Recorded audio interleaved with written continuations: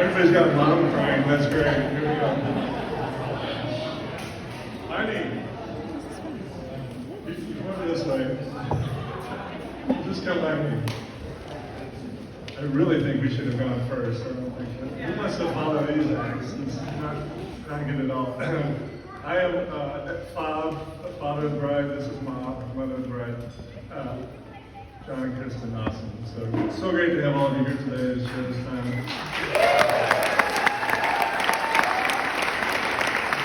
As we celebrate Jenna and Nathan and their marriage, and the last awesome kid to get married. We're so happy to have you here, and thanks for all the effort it took for all of you to come from all over the country. I'd really like to thank Pastor Luther and his wife Chris, coming from Indiana. We're really happy he agreed to be part of this important day. So when I first wrote the first draft of this, Kristen proofread it, and she said, it's pretty good, except you really don't talk about Jenna. It's really don't mention your daughter. Because my guess is you're trying to avoid getting teary, and she was absolutely right. So let's talk about Nathan. I have to give Nathan credit in many ways. One of the ways is that he came to me and he asked for Jenna's hand in marriage. And it was kind of a surprise to me because at the time I was in the kitchen and I was making pancakes. But he came in and he asked for Jenna's hand, and Kristen came out of the bedroom, and she got to see the ring that Nathan had brought all the way down to Florida to show us, and share in the joy and whisper while Jenna was still sleeping about some plans, and so it was great. And Kristen still got to have pancakes, so she was very happy about that. Also, to Nathan's credit, not only did he have to deal with winning over potential in-laws, but as it has been mentioned, Jenna does have 3 big brothers to contend with. And, you know, I think actually maybe a visual might better tell the story here. So, can you guys make your way around it? Yeah, just go on up.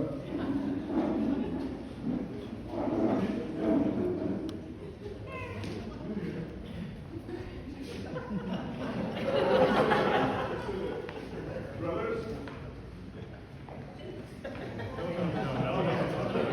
I'm going to give you Red Rover.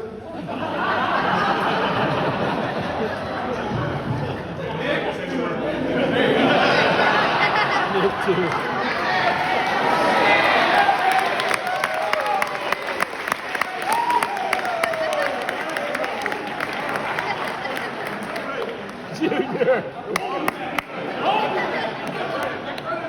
This is not going the way I planned it.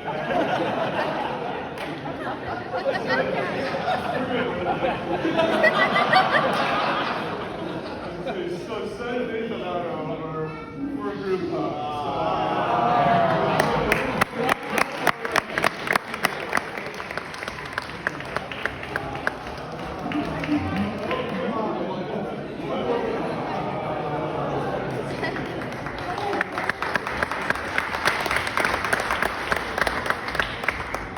Okay, that's about what I thought it would look like in my head at the time I planned it. So at one point when Jenna started bringing this boy Nathan around the house, Kristen and I had left to run some errands.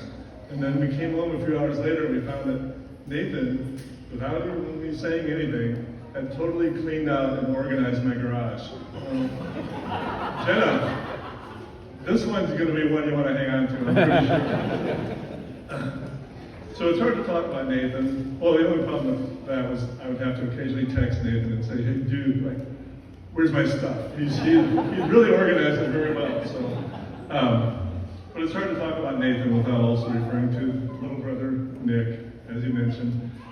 So, as has been said already before, we probably should have talked to each other, but he does meet the minimum height requirement of the family. It's fortunate. So I can't really use the welcome to the family line you've heard some folks say because Nathan has been part of our family for so long. So that's about all I got, folks. It's been great. Good night, everybody. Thank you. Appreciate y'all coming. It's been great. But I guess we better say a few words about Jenna. Jenna Beans, as we call her, Beans, and we'll tell you later.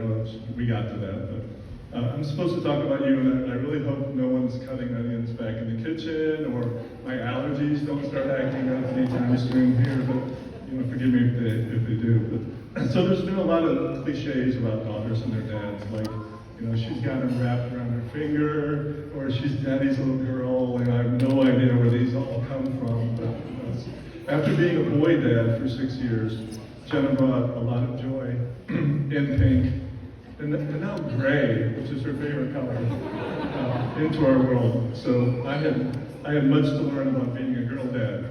And Jenna's been patient with me while I was learning. So, I have a lot of memories of father-daughter dances, and we had a father-daughter day in Siesta Key, and I'd swing her around by your arms. And the one time at Graceland when I dropped you while I was swinging you around by your arms. Sorry about that. And just watching you succeed in school, in volleyball, in sales, pickleball, and anything else that you put your mind to. So Jenna's first semester of college, she was here in Michigan at Grand Valley State. We got some Lakers here, right? All you Lakers are here. And then she decided she wanted to be closer to home, where we lived in Indiana at the time. So she left Grand Valley and went to Ball State. And then we have all the Cardinals here. You didn't even chirp, right? So after a year and a half at Ball State, we decided to move to Michigan. Brilliant, right? Yeah, I know. So let's move back and say. So she returned to Grand Valley, but this Dutch Polish boy from Chicago kept showing up in Michigan.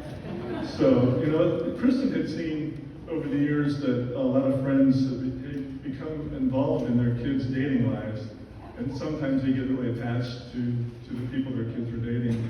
So then they'd get upset when the kids would break up. And she said, I'm not ever going to get too attached to the people our kids are dating, so that won't happen to me. And then after Nathan had visited our house one time and left, and she shut the door behind him, and she says, well, so much for that whole, not getting attached plan. It's not working out very well for her. So Jenna-Nathan, God has richly blessed you both in many ways. We thank God for the gift of your lives in this day. Just take a minute, Pastor Luther said, this whole room full of people, everyone here that loves you both and wants nothing but the best for you. These are the people who will be here for you throughout your life together. And please join me in raising a glass to toast this fantastic couple.